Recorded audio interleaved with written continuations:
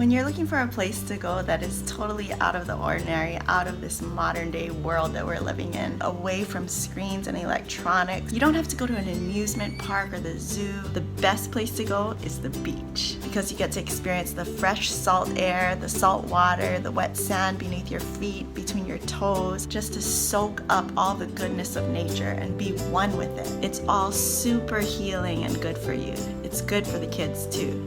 I go to the beach every day and that's why my skin and hair is always such a mess, but it is so worth it because you really get to rejuvenate and just heal. There's so many things to do at the beach, and I'm going to give you just a sampling of a few things you can do to make it fun and exciting for the kids.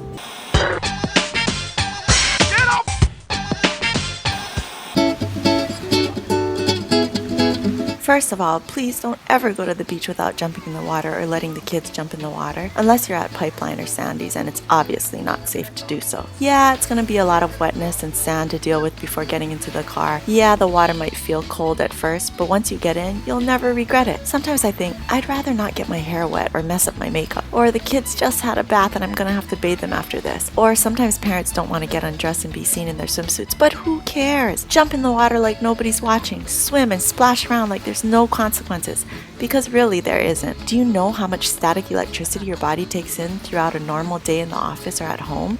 Especially if you're in AC, your body is like a sponge of electricity, and that will lead to all sorts of health problems if you don't ground it somehow to release it. Kind of like a lightning rod in the ground, it takes in the energy of a bolt of lightning and disperses it into the ground so it doesn't damage anything around it. That's what your body needs to do. It needs to disperse electricity into another conduit like salt water, dirt, wet grass, wet sand. Any natural conductor will ground you, and the ocean water is the best for that. If you live inland or far from the beach, then yeah, you might not get here as often. But if you're on an island in Hawaii, you have no excuse. Do you know your body can't produce its own vitamin D? You actually need to be in the direct sunlight for a short time every day so that you won't get a vitamin D deficiency. It heals all sorts of skin problems and even emotional ones. The sun and sea can literally make you happier and healthier than you already are. So let the kids jump over the waves in the water, try body surfing on little waves at the shore, put them on your shoulders and play chicken fight, have them jump off your knees into the water, play Marco Polo, roll around in the wet sand, let them be free and uninhibited. They'll know what to do.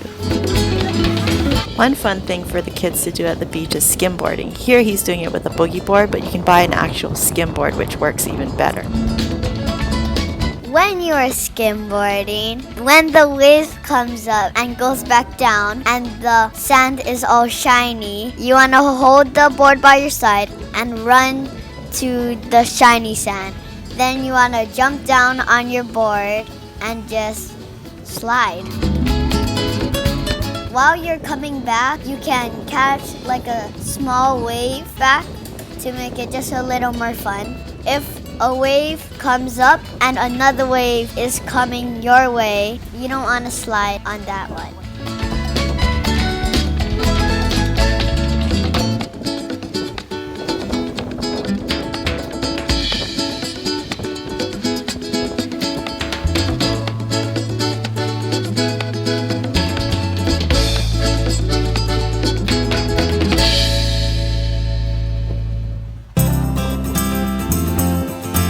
I've been making sand balls at the beach since I was little, and this is the best method I've found to make it stick together. First, get some wet sand from the shoreline. Then come up the beach a little and take scoops of the sand that's a little less wet a little further up. Pack it into a round ball shape with some, but not too much pressure with your hands, just enough so it doesn't collapse on you. Last, grab some super dry sand from way up on the beach. And now sculpt it into your perfect ball, smooth and round. Now it's ready to throw back into the ocean, decorate your sandcastle, or beam it at an unsuspecting tourist. Just kidding, don't do that.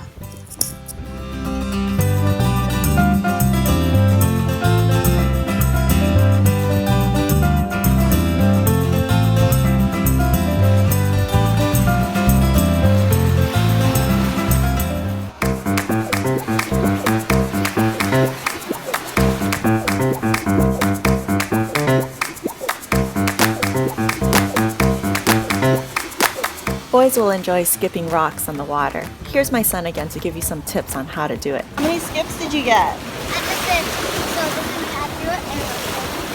First, find a smooth, flat rock. Then wait for the water to calm down so it's flat with no waves. Bring your arm back and whip your wrist low across the top of the water so it releases just above the surface, straight and low. Hopefully you'll get 2, 3, 4, or even 5 skips in. Girls love looking for shells. Actually, grown men find this surprisingly gratifying too. You can look for shells right here in the ebb and flow of the water. As a wave comes, wait for it to pass you and then recede. The water will clear up for a brief moment so that you can see straight down to the sand. Especially if you're at a popular beach where people have picked up all the nice shells further up, this is where you'll find the real gems. If you see something that looks interesting, scoop up a handful of sand around where you think you saw it and sift through what you grabbed so you see if you got the shell in there. Sometimes you'll get it, sometimes you'll have to try again. I find a lot of beautiful shells for making jewelry, decorating a picture frame, giving to the kids for an art project, or just adding to your collection. You can also find shells further up the beach, just walking along the shore or the dry sand. Look at how many interesting shells my husband picked up on a short walk down the beach. He was just following a trail of shells from when the tide was high and washing them further upshore.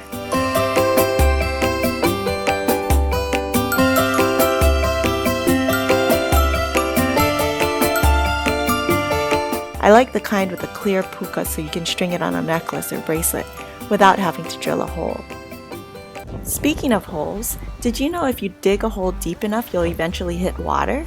If you're closer to the ocean, you'll reach water quicker. Your hole doesn't need to be as deep. If you're further up the beach away from the shore, you'll have to dig really deep, maybe longer than your arm can reach. When you start seeing the water collect and stay there after you remove each hand scoop or shovel of sand, you've hit water! My Kolohe uncles used to tell me that if I keep digging, I'll end up in China. That kept me occupied for a while. Once your hole is deep enough, you can make it wider and then let someone jump in to bury them. Be careful not to let them be buried over chest deep though, because that could be dangerous, as the sand could put too much pressure on their chest and make it hard to breathe. Also, if their legs are too deep, it'll be hard to get out later and they might freak out when they can't move their legs. Best to bury the younger ones sitting down.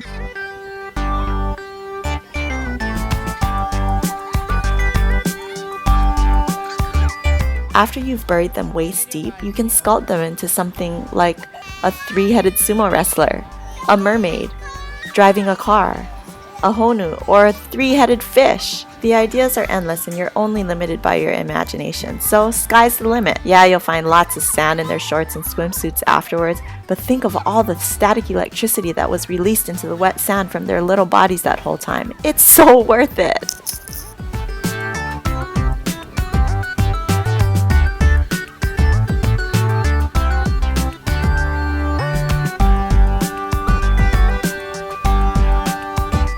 Let them go to town by building cities, making roads and bridges, watching the water flood through the ditches and into the town, using every part of their bodies to sculpt and create. They can easily wash off afterwards. You don't need blankets and pillows to make a fort. If you're at a place where there's driftwood or dead tree branches lying around, the kids can gather them up and build a shelter from the sun. Who needs to bring a beach umbrella when you can do this? No need to rent a cabana, you got this! You can use old vines to secure the bigger branches together at the corners. Don't break any off living trees, just find the ones already on the ground. It's like a tree house but on the sand. They can play house in it. Is that your house? Yes! Or just use it to get away from the sun or the wind and just hang out and cruise.